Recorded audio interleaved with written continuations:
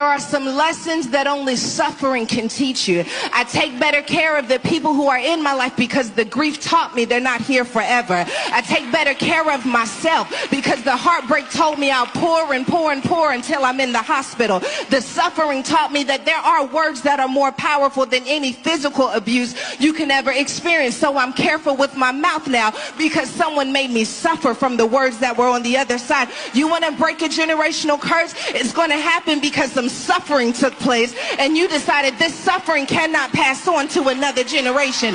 This suffering cannot live on in my community. I got to break something so the suffering, God, I'm glad that I suffered so that now no one else has to suffer again. See, you got to be a bold girl to say some things like that, but there comes a point where you decide that these scars can work against me or they can work for me, and I have decided that my scars are seed. I'm going to there are some lessons that only suffering can teach you. I take better care of the people who are in my life because the grief taught me they're not here forever. I take better care of myself because the heartbreak told me I'll pour